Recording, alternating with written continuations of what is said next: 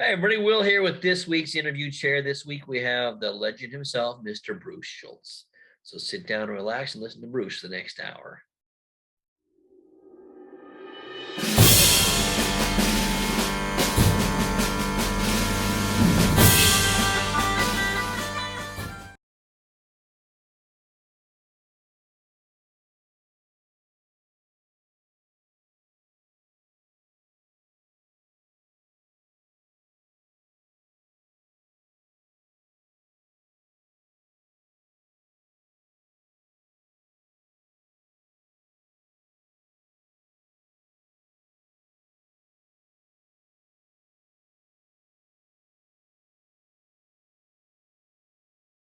Hi, everybody. Today we have a special treat at the interview chair. We have legend Mr. Bruce Schultz. How are you, Bruce? I'm very good. I don't know if I'm a legend or not, but... Well, I think you're a legend. You're always a legend to me, so... Well, thank you. Thank you.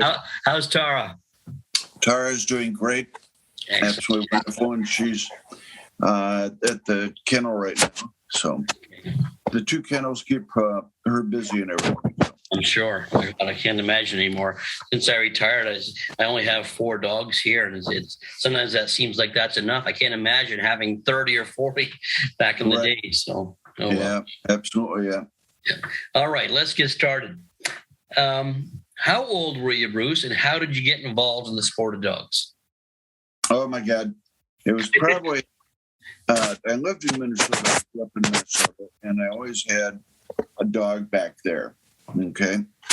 And in 1970 or something like that, 70 or 71, I moved to Phoenix, and I always wanted to have an Irish setter.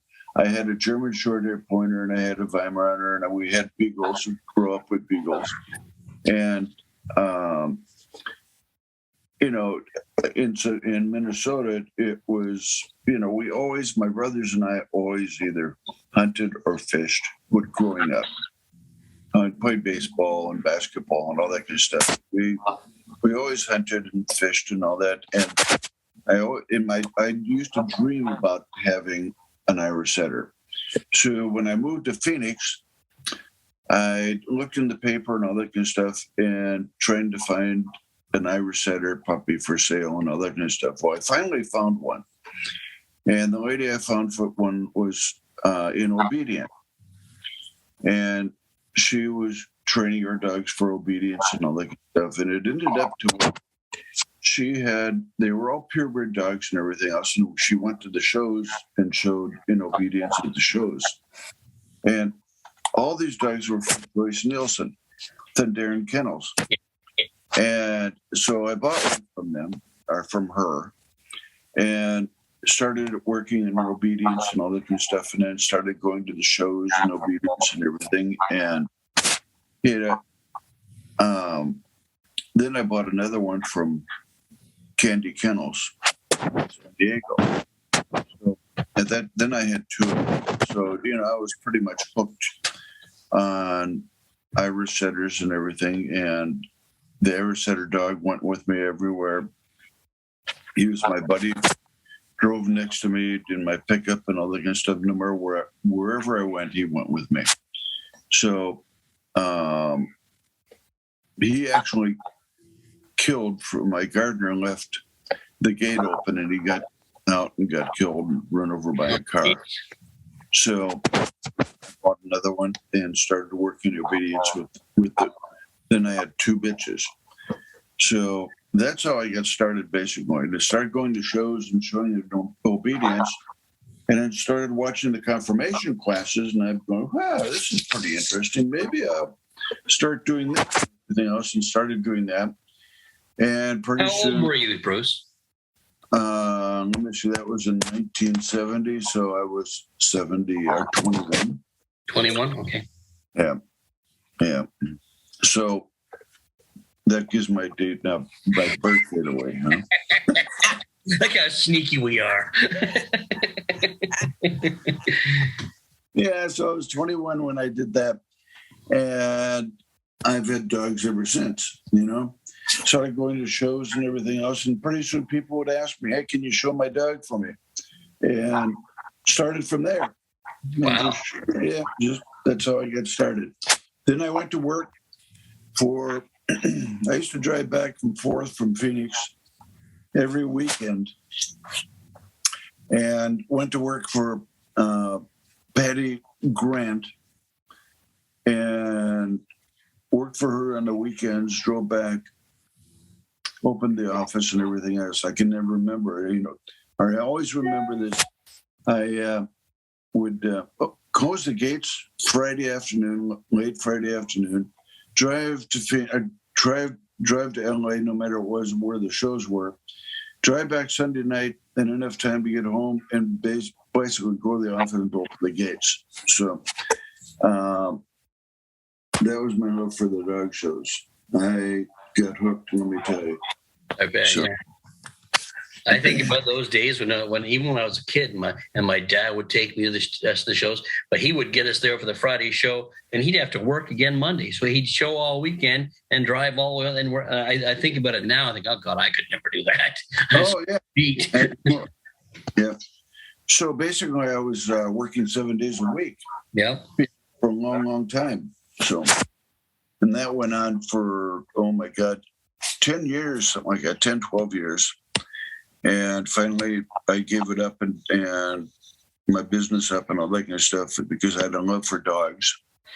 And it was a steady income instead of the business I was in was up and down, depending on the construction business. So, and at that time, the construction business took a dump and everything else, but I was still making money showing dogs. Sure, yeah. So I started showing dogs, and that's where I ended up. So. And so you went out on your own basically then and just became a professional handler. Yeah. So when did you meet Gretchen? I met Gretchen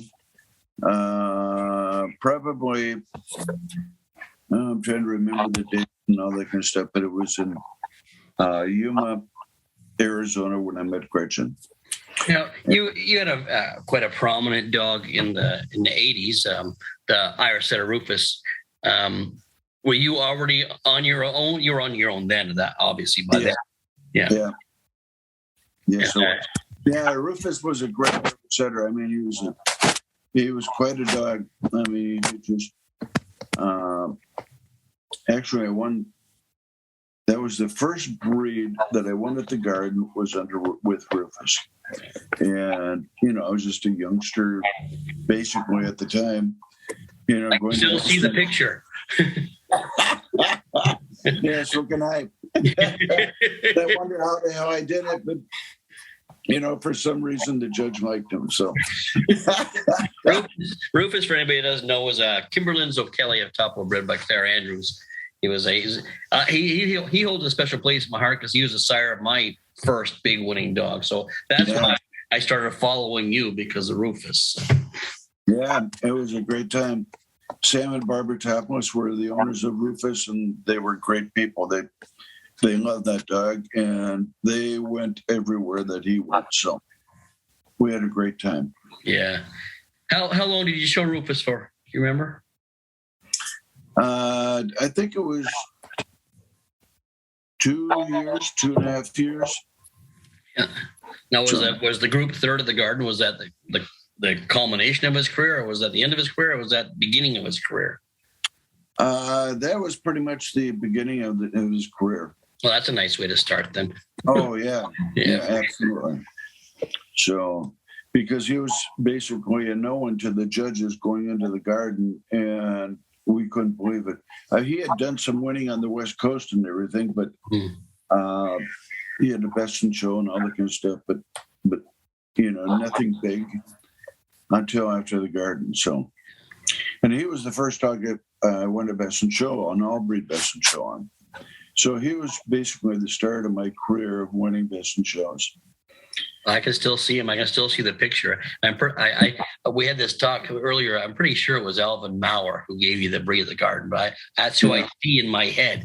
But I could be wrong.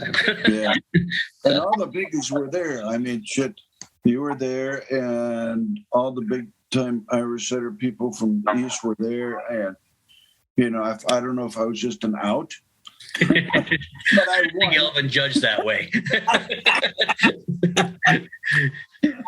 So anyway, there you go. That was pretty good. Yeah. What was after Rufus? Who was after Rufus? Oh my God, there were a lot of dogs after Rufus. After Rufus, after getting the first Best in Show, I would always complain about not getting a Best in Show and not getting a Best in Show. And I've never heard you complain ever. no. In the back of my mind, and after Rufus got that Best in Show, then the Best in Shows started to come in pretty easy. And I had a lot of dogs that went Best in Show. And, one of the main dogs that I went Best in Show with and everything else was the German Shorthair Pointer, Britannia. Yeah. And she won 50 Best in Shows and 150 Group 1s in 2 years. And you won the Group of the Garden. Yeah, I won the Group of the Garden, 2 back-to-back groups. Okay. Yeah. And after that was the English Setter, the Silk Teddy. And these were all in the 80s. So, and the Silk Teddy came right after the Shorthair, and I can't believe that. And then I put 150 and 150, or 150 groups and 50 Best in Shows on her. I mean, right after the Shorthair. So that was great. That doesn't usually happen. So, plus all the other dogs that I had, I had Borzois and a number of other breeds of bloodhounds and everything else that had Best in Shows in there too. So, but those were the 2 dogs that I won a lot of Best in Shows on. Yeah. Good time, Silk Teddy. I remember her for sure. It was exciting watching her show. I love Britannia too, but I was a setter guy, so. Yeah, I loved them both, and both of them were wonderful, show bitches and everything else, and that's probably why I act as show bitches now. Mm-hmm. Give me a bitch in a day, and I'll show them, a good one. Yeah, I love showing bitches as well. So after Teddy, I want to know it all, Bruce. So keep telling me what happened after the Silk Teddy bitch. Well, after Teddy, it's kind of. I won a lot of Best in Shows on different dogs and everything, and top in the breed, top in the group, and number 1 in their breeds, all breed, and everything else. So, I had a good Borzois from Canada that I did a lot of winning with. I had a lot of border collies that I did a lot of winning with, and I had an Irish setter that I showed right after the Silk Teddy. Oh, her name was Rosie. I remember Rosie. And she was a beautiful bitch too. Mm-hmm. But the judges had given me so much with the Shorthair and with the English setter, and then she came in right after them, and I didn't win as much with her that she should have won a lot more, I thought. Yeah, you're probably right. Yeah. It happens, right? And I think I remember showing this Beagle dog, and he won a bunch of groups, and I couldn't win Best in Shows on him. And then the next dog I showed won a bunch of Best in Shows. I'm not sure he was as good as the first one. Yeah, absolutely. Yeah. I think a lot of times, the judges, if they give you so many Best in Shows and and groups and all that kind of stuff, a lot of the judges said, well, he's won a lot in the last 6 years or whatever, 5 years. I'm going to give it to someone else or whatever. So, that happens a lot, I think. Yeah, and it all comes down to timing. Sometimes really good dogs get overlooked because of bad timing. So. Oh, absolutely. Yeah. Absolutely, yeah. Another dog that comes to my mind is Alistair. When I think of you, that was a hell of a dog. Oh, that was a great Irish setter. I mean, he was a beautiful, beautiful Irish setter.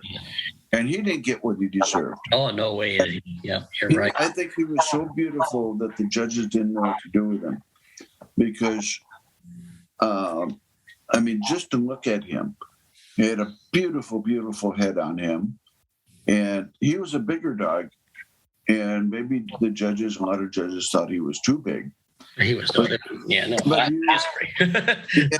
he was in standard and everything else. And, at that time I was showing other dogs that I was getting Western shows on and everything else. And, the judges probably just thought, well, he's a little big and all that kind of stuff. I won groups on him and everything, but he never got what he deserved. He won the national because I was there. Maxine Travelda's Once Upon a Time, just in case people wow. Yeah. He was a picture. There's no question. Yeah. And I don't think a lot of people bred to him for some reason. But boy, he was a beautiful dog. Yeah, he sure was. I can still see him. He was probably the most beautiful Irish setter that I showed. Yeah. I mean, he was beautiful. Give you goosebumps thinking about him. No kidding. Yeah. So, and that was early '90s, wasn't it? Because I was showing it up. I remember I was in the ring with you at the National that year. So yeah, that was exciting. It was wonderful. Yeah. Okay. So, but I never won the breed at the Garden with him. No. Which is too bad. Oh, for sure. I have a question for you, though. Mentors. Who would you consider your mentors in this sport? Because you kind of came up in an unorthodox way for a handler, but I'm sure there was so much influence that made you who you are. So yeah. Well, I'll tell you, right? Bob and Patty Grant, they weren't known to be, great people and everything else, but they were very, very good mentors to me. Patty could show a dog beautifully. And I don't know if you remember Bob and Patty Grant. No, I don't. And they showed some Gordon setters, they showed Irish setters and English setters and all that. Patty Grant could put together a dog and make that dog look absolutely beautiful. Even though he was a mediocre dog, after she got through with it looked beautiful. And Bob was the trimmer. He did the trimmer, and between the two of them, basically they taught me how to handle, how to trim, and all that kind of stuff. They were hard people to work with because, they were pretty rough and all that kind of stuff. Not with the dogs or anything, I can't. But they made you listen to them and all that. So those two were my mentors. Okay. I never worked for any other handler but them. But there's obviously there was outside mentors too that they don't even know they're your mentors. I think about even George. I never really worked for George, but he was so instrumental in how I became me. Sure, absolutely. I'd go around and watch in different rings and watch these people and the handlers and all that kind of stuff. I would show their dogs and all that kind of stuff. And you did a beautiful job with your dogs. Absolutely beautiful. I wanted to be like you.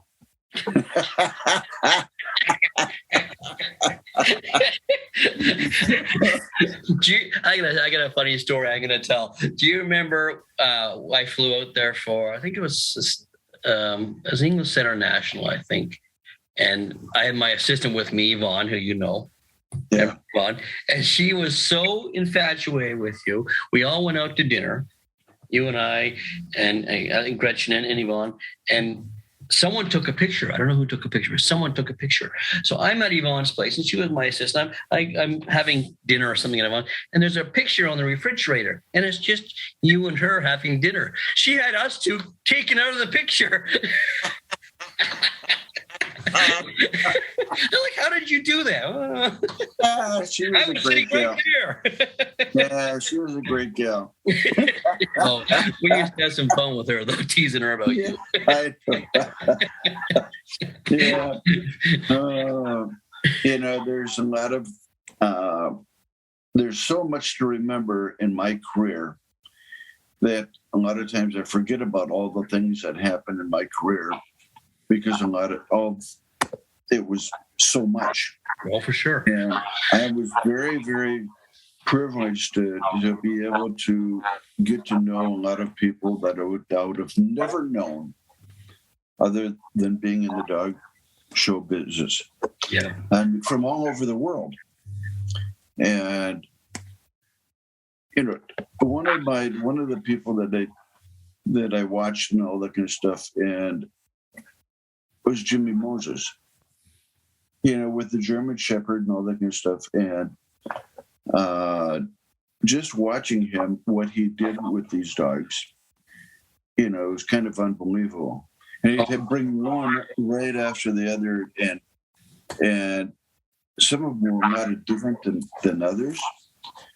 And at that time, I was competing against him with the Border Collies. And I think 3 or 4 years in a row, I went second to him in the group with, I think, 2 or 3 different German Shepherds. And they all looked different. And I'll never forget it. One of them I go, how the hell do you win with that dog? Oh, he's a nice dog. I go, really, Jim?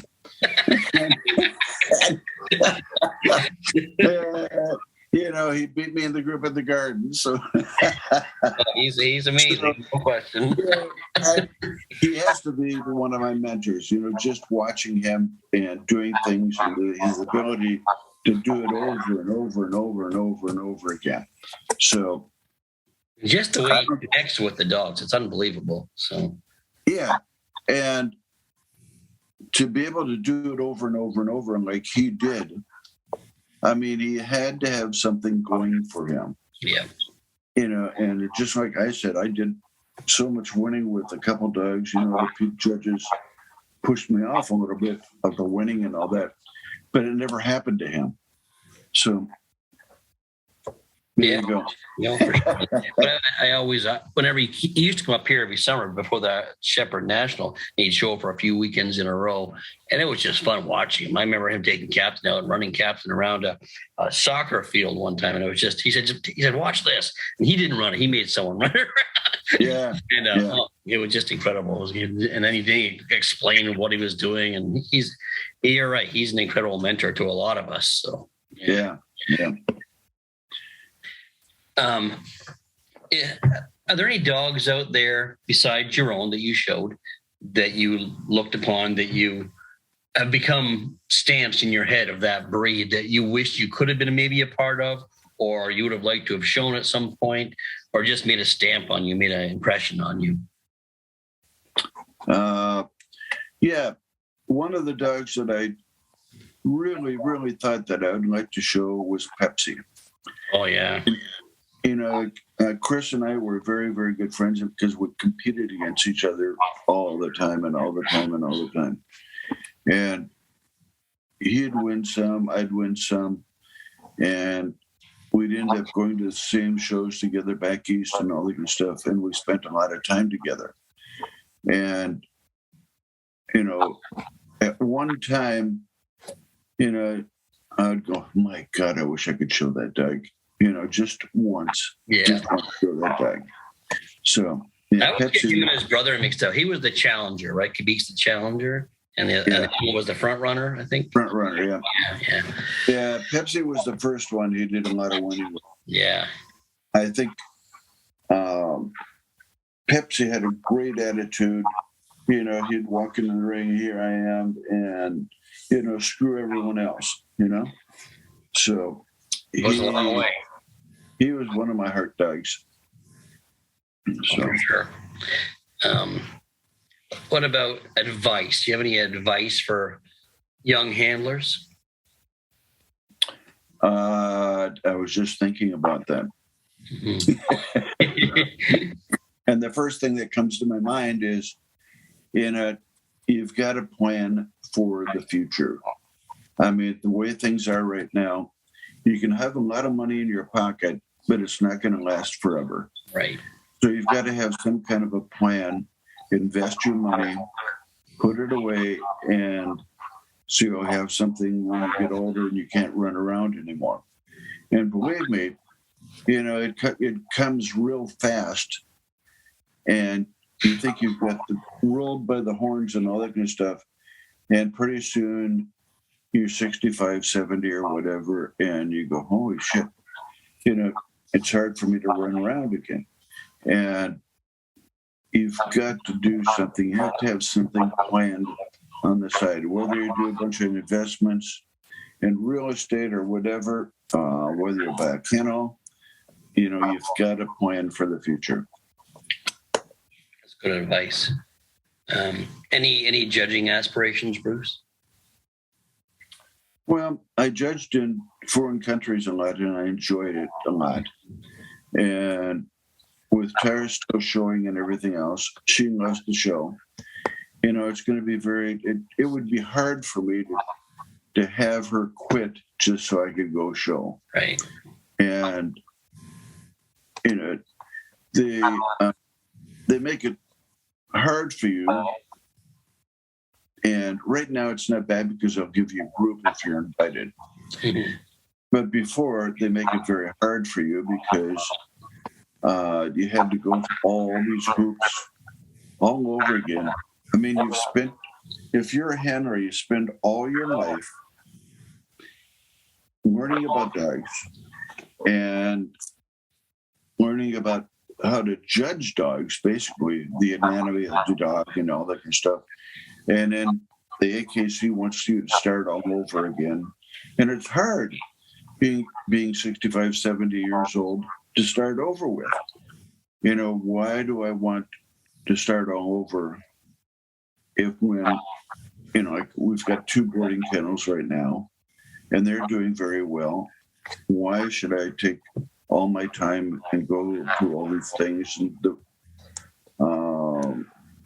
seminars and all that kind of stuff and pay money to do something that I've done my whole life? Yeah.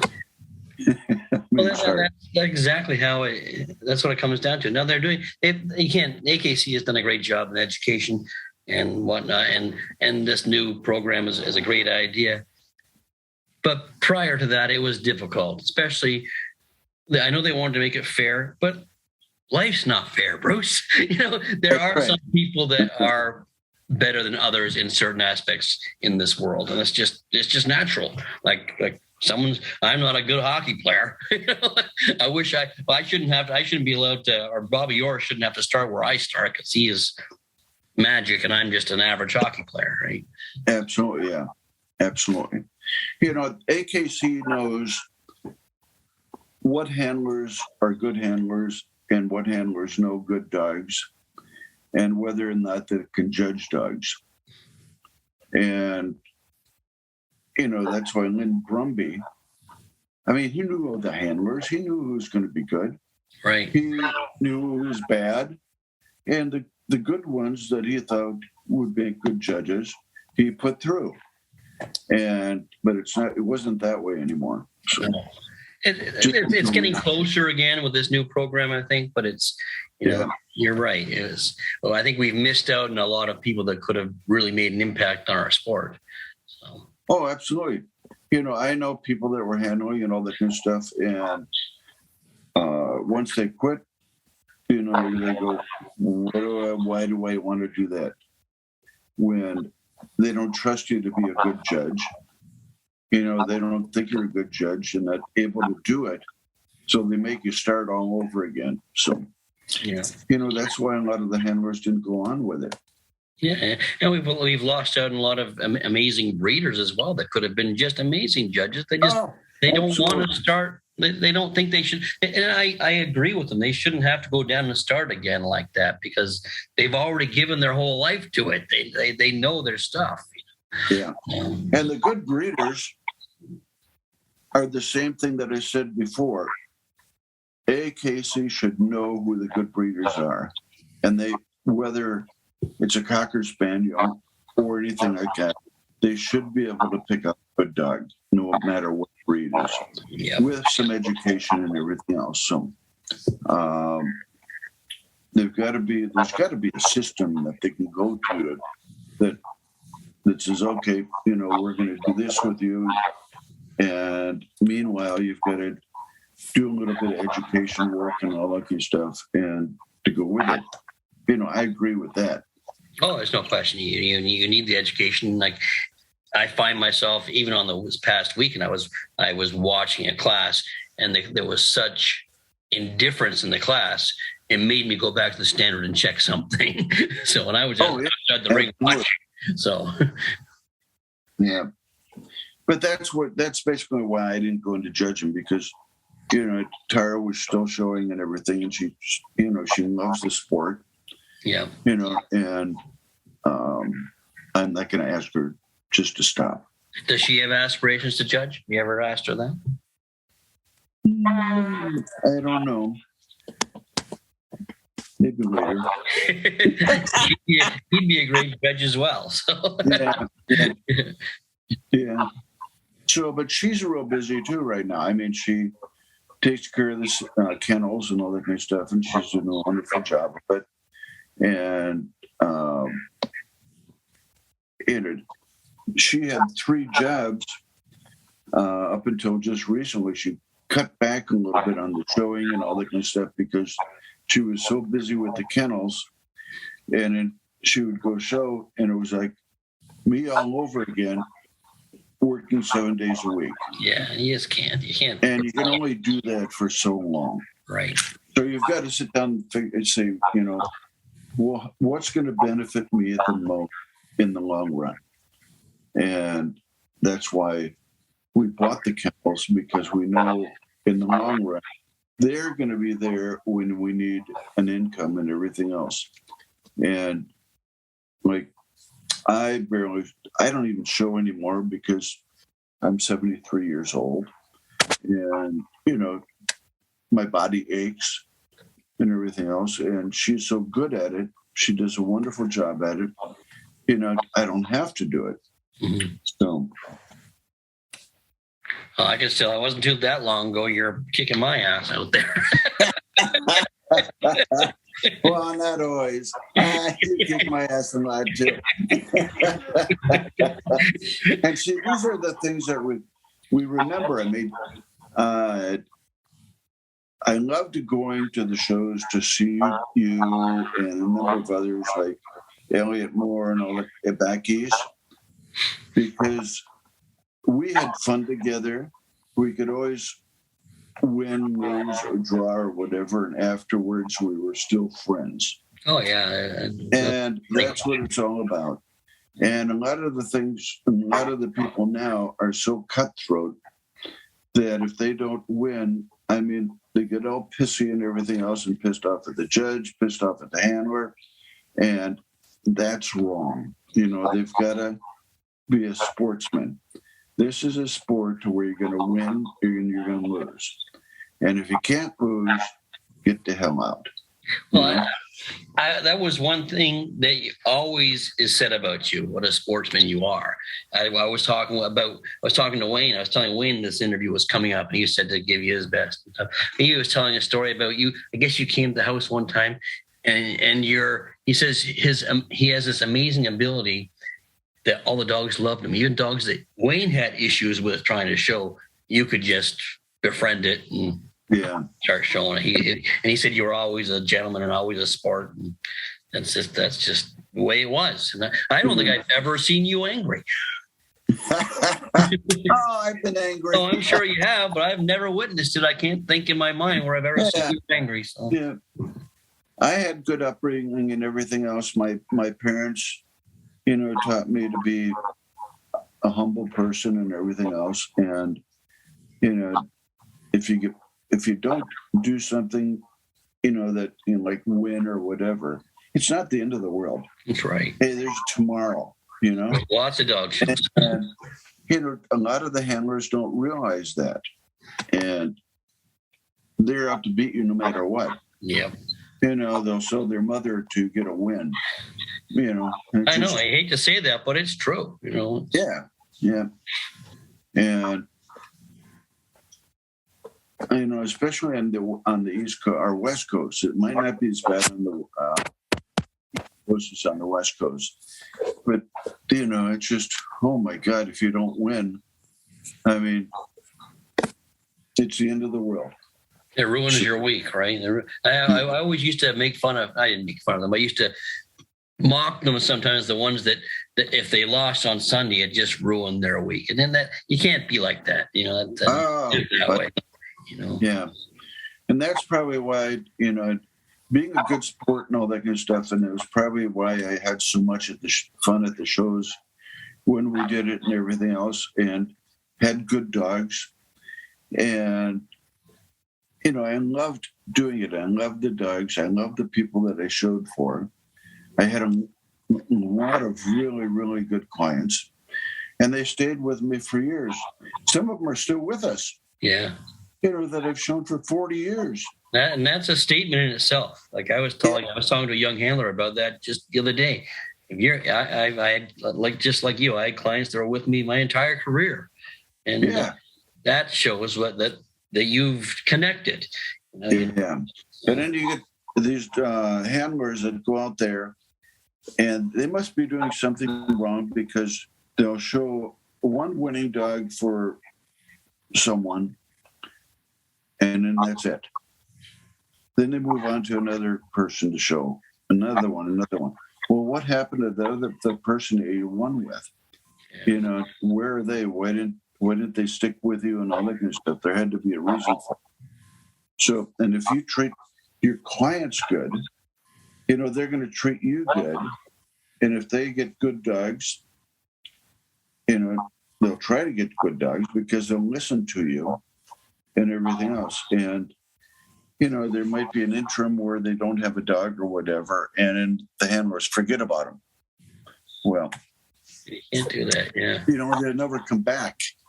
Right. They'll find someone else.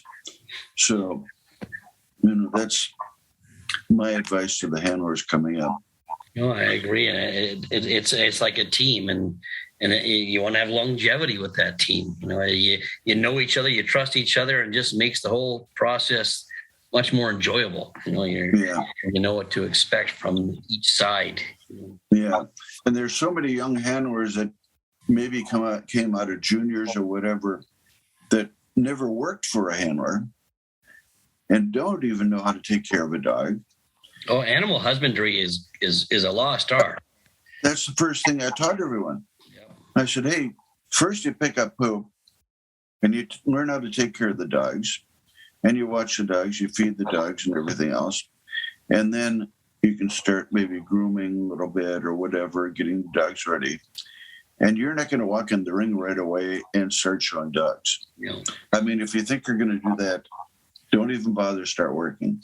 So you've got to work at it no matter what. And when you hear about I do a lot of these interviews, and the overall thing is you'll find these people worked for their handlers for quite a long time. Like you worked for almost 10 years before you decided to go on your own. And that's unheard of now. It's unheard of.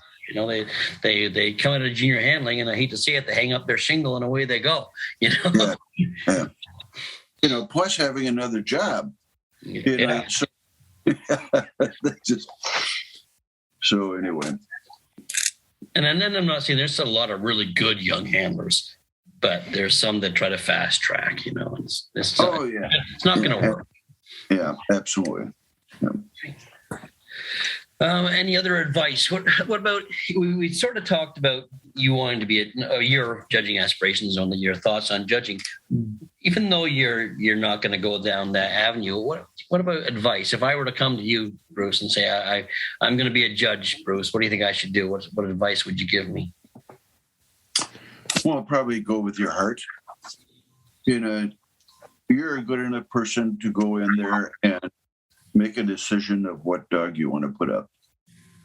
And it might be shown by a friend that you had or whatever. It might be shown by someone that you don't like. Yeah. And you go in there and put up the dog that you want to put up and study the breeds and everything else before you go judging. And get to know the breeds. Talk to the handlers and the breeders that are very successful in that breed you want to judge. So that's what I want to advise. That is true. When you think about it, it's if you stand back and use common sense looking at our sport, if you want to be successful, you just look and see who's been successful and talk with them or emulate them and find out what the recipe is or what they've done. Yeah, I mean, it's just a lot of hard work, but obviously they're doing something right. Yeah. Yeah. That's better than going to the seminars, I think, where a lot of times they have people that really don't know the breed that they're representing and trying to teach the judges. Yeah. And, I've had a lot of people and everything else that I know and all that kind of stuff that really don't know the breed that they're judging. They just go through the motions and that's it. So, and you can tell which judges they are. Oh, yes, no question. Yeah. Yeah. And it's like in the old system, at least up here in Canada, where it was back in the day, you were asked to judge. Like it didn't take you. Like even up here, we have to start at the beginning and crawl up. But back in the day when the CKC assigned, like I always go back to Bob Waters when he first applied to judge. There's somebody in the CKC office didn't really know who he was, and they sent him back a note saying he could judge Dobermans. But then luckily somebody else in the office saw his application and stamped him all breed, and he was all breed like boom in Canada. And there was no question, he was one of our best judges of all time. Yeah. But though I think that was a common sense way of doing it, because if he ended up not being as good as they all thought he was going to be, he wouldn't have got the assignments back then. So yeah, that's I loved it every time he came down here because I would show to him any time in the day. For sure. Whether you win or lose, Bob Waters was a good judge. Yeah. And you could ask him anything and he'd tell you why he chose Bruce's dog over my dog. He'd tell you. And you should be able to do that. Yep, for sure. So I have one more question for you before I let you go. I don't want to keep you all day. If you were to meet the 20-year-old Bruce Schultz now, is there any advice you'd give him? Yeah, probably. Are you going to tell us? Don't run so long. I was still running when I was 70 years old. Oh, wow. And, I had a great career. You did. I had a wonderful career. I can't, say anything bad about it. I had a great career with my clients, with the dogs that I showed, everything about it and everything. I think that I waited too long to start investing in all that kind of stuff. I've been very, very lucky because we bought the 2 kennels and worked very hard on them and everything else. And it paid off but in my earlier years, I didn't put enough money away thinking that, there's a lot of time to put money away and all that kind of stuff. But hey, start putting it away right away. Yeah. And start investing it. And that's what I would do different with my career. Start investing money for the future. That's good advice, because it's amazing, isn't it, notoriously how handlers are bad at their money management. Yeah. Because they're going to have that money forever. It all comes in and you think, I'm not going to worry about that. I have all the money. If I could just make more too. So yeah, it's not the way it works in the long run. So yeah. So that's my advice. Be good. Yeah. Be good to your clients. Be good to your dogs. Take care of your dogs. So that's good. Well, I appreciate your time, Bruce. Yeah. And be a sportsman. Yeah, it's true. It takes you. It just makes life so much easier if you are a sportsman. So, but it does. You're not pining about things, and nothing gets to you as much, and because you have the ability to shake it off and go on to the next one. So. Yeah. One of the things that Tara asked me, once in a while, how did you do this so long and still be a gentleman and all that kind of stuff? Because there's so many people that are jerks and try to bully you and everything else. And, you just have to let them go, think about yourself and everything else and what you're going to do and go from there. So It's true. Makes a happier life for you. Huh. I can't agree more. You have to live life that way, or else you're just going to be fighting inside all the time. So yeah, I've been very fortunate with Tara. She's a wonderful lady, and she's intelligent. She's a hard worker, and she loves the sport. So I've been very, very lucky to have her. So, and she takes care of me. Perfect. Well, thanks, Bruce, and I'll see you down the road somewhere, I'm sure. So. Oh, thank you, Will, and hope to see you soon. And I'm missing you. So. Thank you. Talk soon. I love watching you with a setter. Thanks. I always loved watching you with a setter. So there you go. Yeah. All right, Bruce. Okay. Hey, thanks, Will. Thank you. Well, thanks, Bruce. That was a great interview. It was great catching up. It seems like I haven't seen you in forever.